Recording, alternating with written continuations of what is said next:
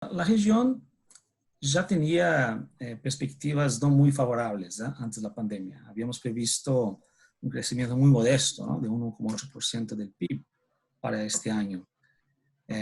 Con la pandemia hubo un deterioro enorme, ¿no? En las perspectivas de crecimiento económico, que ahora están, se espera una baja de menos 5,3%, ¿no? Son los últimos datos de la CEPAL, lo que significará un aumento del nivel de desocupación para hasta el 12,3%.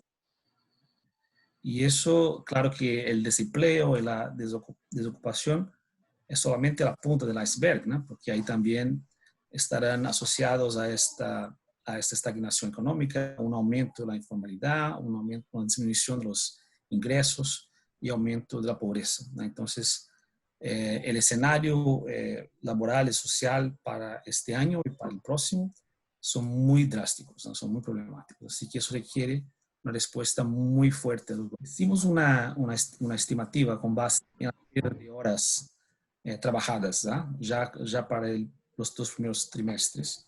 Y eso,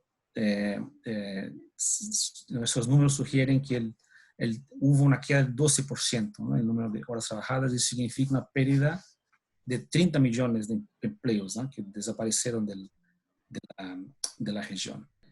Primero, en la medida en que se establece políticas de confinamiento, de aislamiento para contener la pandemia, es importante mantener el tejido social vivo, activo. Y eso significa políticas de incentivo a las empresas, políticas de protección al empleo y políticas de mantenimiento del ingreso, ¿no?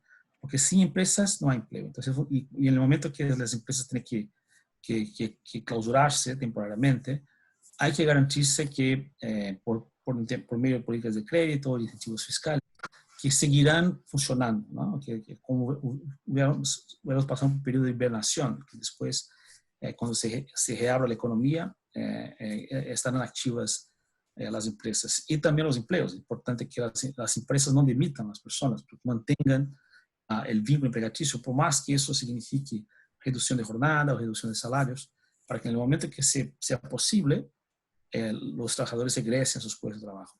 Y finalmente, en especial para el sector informal, políticas de mantenimiento del ingreso, ¿no? Porque, y ahí eso tiene que ver también con el mantenimiento del consumo y de la engrenaje económica, ¿no? Porque lo que pasó, por ejemplo, en la última crisis de 2008, que hubo una ruptura, una quiebra, ¿no? de este tripé, empresas, empleo e ingresos. Y eso nos costó casi una década, ¿no? Para que se recuperara los niveles de empleo, ¿no? Que tuvimos antes de 2008. En este caso, apuntamos que por más que la crisis sea muy fuerte, si se mantiene este tripé, la recuperación es muy rápida, muy acelerada. Entonces, eso es fundamental. Sí, por supuesto, en Panamá estamos muy pendientes de diálogo social. Aquí es fundamental que las medidas que se tomen, no solamente para contener la pandemia, pero también ahora para reactivar la economía y para construir o reconstruir el mundo de trabajo post-COVID, sean negociadas, ¿no? Porque eso les confiere a las medidas sostenibilidad política y social, ¿no?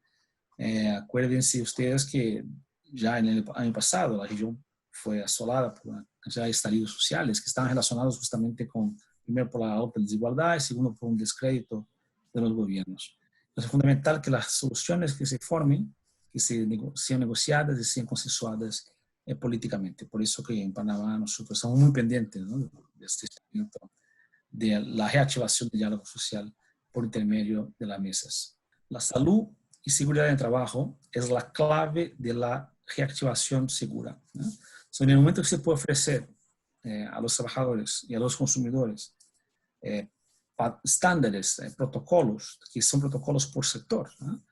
Eso disminuye, ¿no? o minimiza el impacto de la pandemia, minimiza el contagio, que es posible, ¿no? Porque puede ser que hasta que logremos encontrar la vacuna y que esta sea disponible para todos, tenemos que encontrar maneras, formas de coexistir con el virus, porque el aislamiento por mucho tiempo tampoco es efectivo, ¿no? Porque los costos son muy grandes. Y la clave para eso, para salir de esa dicotomía entre la salud y la economía, es justamente encontrar los protocolos adecuados. Estamos trabajando con la OMS en protocolos que estarán disponibles. Ya hay unos, por ejemplo, para trabajadores agrícolas que hemos lanzado en México, y hay otros específicos para trabajadores de transporte, para trabajadores informales, para el trabajo doméstico. O sea, el mundo del trabajo, de la forma como lo conocíamos antes, será totalmente diferente, ¿no? En los próximos meses, ¿no? Los cuidados que uno tiene que tomar. Y es fundamental, como mencioné, que todos estén, que seamos transparentes y que nos afecte a todos, ¿no? Que cambiemos nuestro comportamiento, algo que requiere una reinvención del ambiente de trabajo, incluso con más flexibilidad, con adopción de más teletrabajo, ¿no? Que llegó para quedarse, ¿eh? Muchas otras firmas, muchas empresas ya pues, están cuestionándose por qué están pagando esos alquileres tan elevados. Se puede operar en algunos casos incluso mejor con sus trabajadores en teletrabajo, ¿no? Primero, el tema del distanciamiento del trabajo, ¿no? Ahí en la OIT recomendamos 2 metros mínimo, ¿no? El número, y eso significa un número máximo de personas que puede acudir al ambiente de trabajo dependiendo de su tamaño, ¿no? Entonces, en muchos casos, habría que pensar que que el 25%, o 30% de la fuerza de trabajo tenía que estar ahí, al mismo tiempo, a menos que se aumente la... Eso es una cosa. La otra, claro, la utilización de los materiales de protección, de las mascarillas, los guantes, ¿no? Y también depende también del tipo de cultivo. El transporte es súper importante en el caso de trabajadores agrícolas, ¿no? Porque en muchos casos el transporte, por más que se garantice el distanciamiento en el trabajo, si uno están todos en el mismo bus y no hay también, entonces eso es fundamental.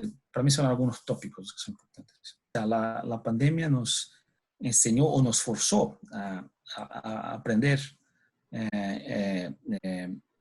nuevos métodos, ¿no? de interacción que pueden ser más efectivos y más económicos también, ¿no?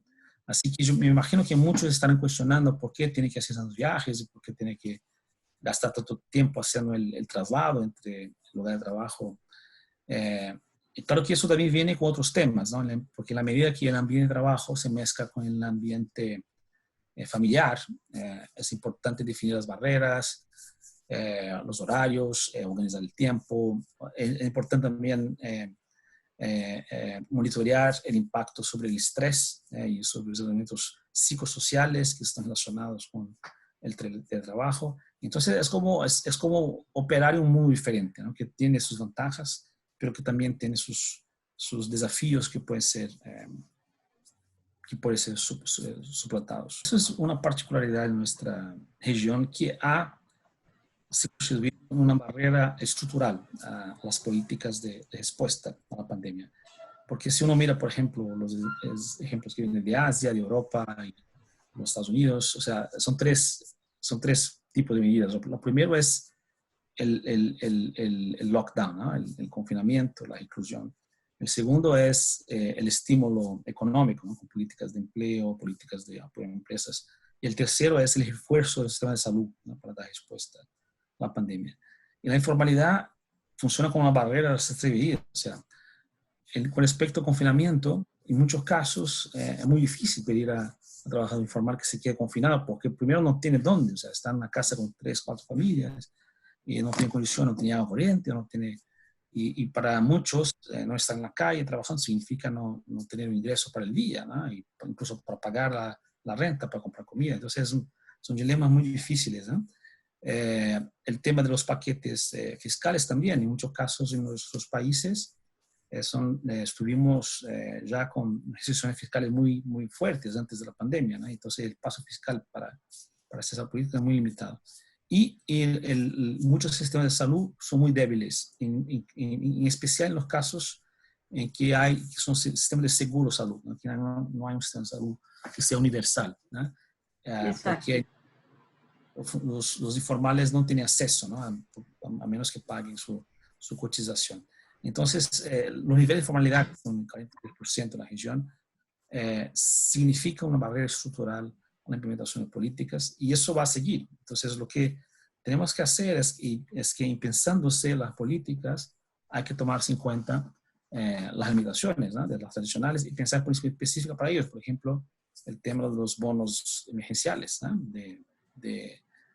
para reemplazar el ingreso de los informales, que tiene que estar asociado también a mecanismos tecnológicos de cómo identificar a las personas, porque como son informales, en muchos casos no hay cadastros, no hay registros. Entonces uno puede sacar el bono, pero no sabe a quién pagar. Entonces no hay mecanismo de transferencia. Entonces, eso es una lección aquí para el mundo, en reconstruyendo el mundo post-COVID, la formalización sea una clave fundamental. Con respecto al aumento de las plataformas digitales, que por un lado, hay una cantidad de oportunidades, ¿no? Incluso con la pandemia, esas oportunidades se aumentaron enormemente, ¿no? Y en muchos casos, puede ser la salida, ¿no?, para informales o formales, para que se sigan logrando y generando ingresos y facilitando, ¿no?, a negociaciones. Entonces, eso es algo que está para quedarse y con el COVID estamos viviendo una aceleración, ¿no?, del comercio digital. Entonces, lo que tenemos que hacer es, claro, que es darle parámetros, ¿no?, para que eso se desarrolle, pero preservándose respecto a los derechos laborales, ¿no?, porque al final no importa si es por una plataforma digital o si es en una tienda física, o sea, no hay que haber, por ejemplo, niños trabajando, ¿no?, o entonces trabajar puede ser forzoso, o entonces tiene que darse bajo condiciones dignas, ¿no? Y uno puede estar 20 horas trabajando en una computadora o un call center. Entonces, las normas, los principios fundamentales de trabajo se aplican independientemente de la modalidad de trabajo, ¿no? Y eso, y lo que tenemos que hacer es justamente también encontrar qué tipos de medios, ¿no?, se puede utilizar para eso. Incluso el fortalecimiento de las estructuras sindicales de negociación colectiva, ¿no? El mismo app que uno utiliza para hacer compras también puede ser utilizado para facilitar la negociación colectiva, para reclutar trabajadores, para estimular la asociación de trabajadores.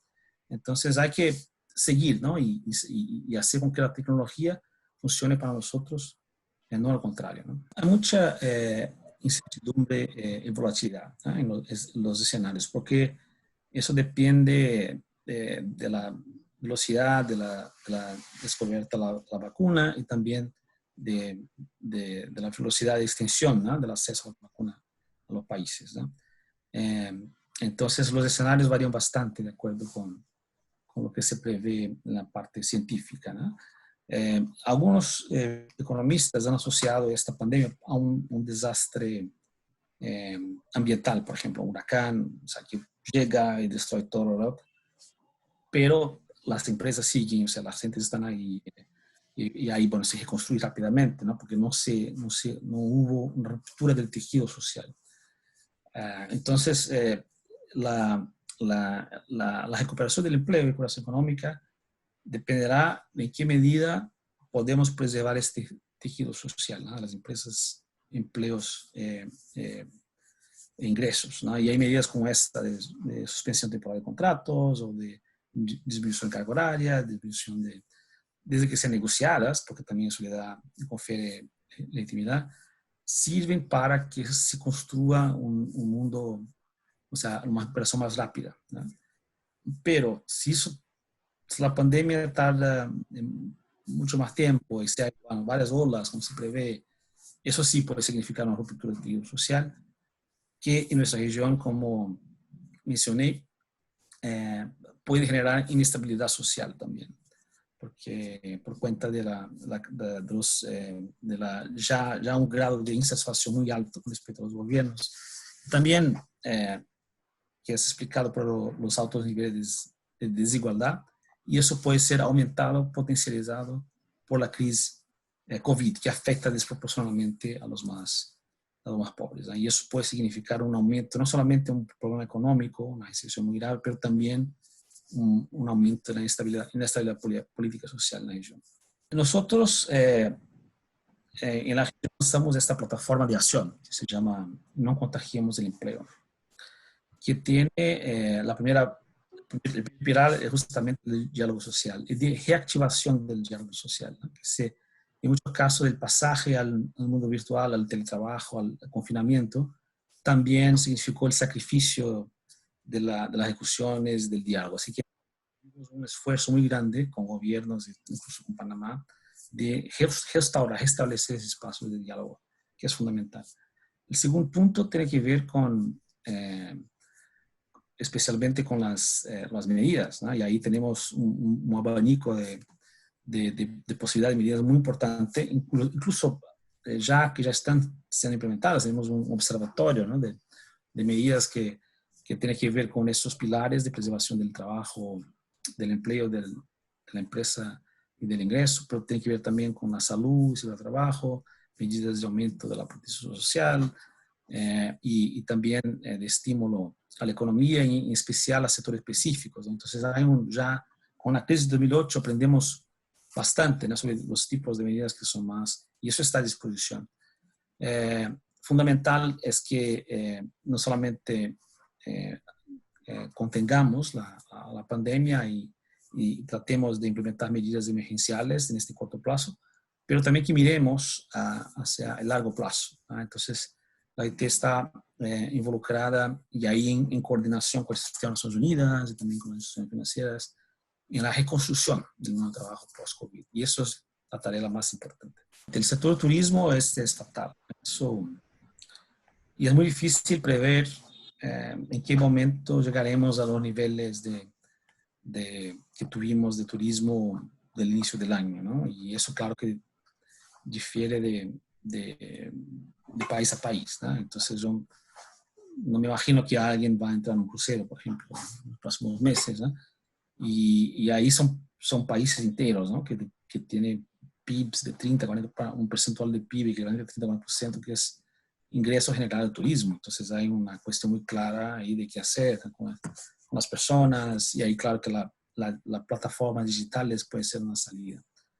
La construcción también, claro, es un sector que tiene un efecto multiplicador muy grande en términos de generación de empleo, pero es uno de los sectores en que es más fácil, pero entre comillas, la adopción de medidas de salud y seguridad social, salud y seguridad de trabajo y distanciamiento que sean adecuadas. Tanto que en muchos países, en muchos estados que han ya implementado políticas de abertura o gradual, la construcción civil eran las primeras que vienen, ¿no? Entonces, para este caso se prevé una recuperación muy rápida. En algunos países y sectores vamos a encontrar también una ruptura de cadena de suministro, en especial esas más complejas, en que están asociadas con un redireccionamiento del comercio global, ¿no? que seguramente vamos a experimentar. Entonces, habría que pensar también cómo hacemos, ¿no? Transporte, por supuesto, en especial el transporte asociado al turismo, pero no solamente, ¿no? Pero no hay mucho como salir, ¿no? Pero así el mercado inmobiliario ha sido impactado. Como le comenté, muchas compañías ya no están pensando en no alquilar más oficinas. Eso va a ser una reestructuración, es como una aceleración de tendencias que ya teníamos, incluso de automación, que va a requerir una reestructuración productiva, y ahí es fundamental la inversión en capacidades, ¿no? Formación profesional, formación técnica, para que por un lado se pueda amortiguar un poco el efecto sobre algunos sectores y entrenar personas para que esas personas puedan ser útiles o exploren oportunidades en sectores que puedan emergir de esta pandemia. Las pymes son la máquina de generación de empleo, la economía, ¿no? Son el engranaje principal de generación de empleo, así que hay que cuidarlas, hay que preservarlas Los gobiernos tendrían que dedicar todo el esfuerzo necesario para que se mantenga, quizás hibernadas, pero que se mantengan, para que no vaya a falencia, ¿no? Las pymes, ¿no? Entonces la verdad es un mensaje a los gobiernos, ¿no? Para que sostengan sus pymes en especial, y también las pymes que recibiendo apoyos financieros que mantengan los empleos, ¿no? Que están siendo generados, ¿no? Es como si fuéramos todos a la hibernación y en su momento salimos. Lo más importante, como mencioné, es que se mantengamos vivos en este periodo. Y así que cuando regresemos, cuando regrese la actividad económica, eso puede darse de manera más rápida y acelerada.